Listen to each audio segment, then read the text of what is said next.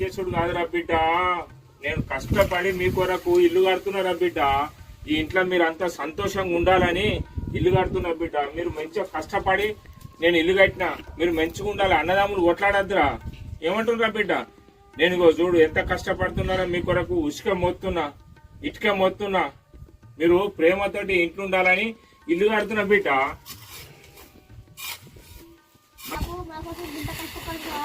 అవును బిడ్డ, మీ కొరకు కాకపోతే ఎవరో కొరకు నేను కష్టపడేది. నాకు ఉన్నదే మీరు ఇద్దరు కదారా. మీరు పెద్దగా అయినాక ఇంట్లో ప్రేమతోటి ఉండాలిరా. మీరు కొట్లాడద్దురా. అందరూ కొట్లాడుకుంటూ ఆస్తుల కొరకు మీరు కొట్లాడతారా బిడ్డ? నేను కష్టపడి ఇల్లు కడుతున్నా, మీరు చదివిస్తున్నా. మీరు మంచిగుండారా బిడ్డ? సరేనా?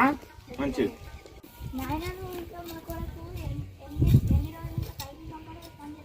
అట్లా కాదురా బిడ్డ, నేను చేసే ఓల కొరకురా. నా రెక్కల కష్టం అంతా మీ కొరకే కదారా. మీరు మంచిగా చదువుకొని బాగుపడితే నాకు ఈ పని తప్పుతుంది బిడ్డ. మీరు చదువుకోవాలా బిడ్డ. మీ కొరకి కట్టిన ఇంత భూమి జాగా సంపాదించిన నాకేం లేదురా బిడ్డ. మీరు చేయాల్సింది నన్ను సచ్చినాడు కొంచెం అందరి ప్రేమతోటి నన్ను తీసుకపోతే చాలురా.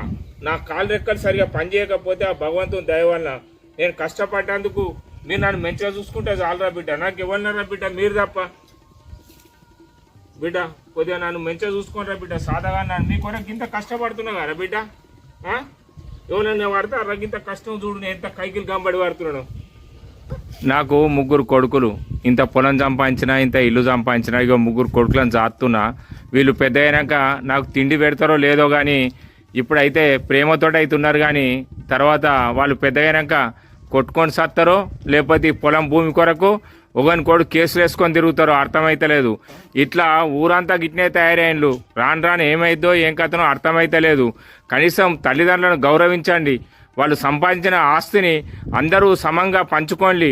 ప్రేమతోటి తల్లిదండ్రులను ప్రేమించాలి. వాళ్ళు సంపాదించిన ఆస్తులను కూడా సమంగా తీసుకొని మనమంతా సంతోషంగా జీవించే ప్రయత్నం చేయాలి.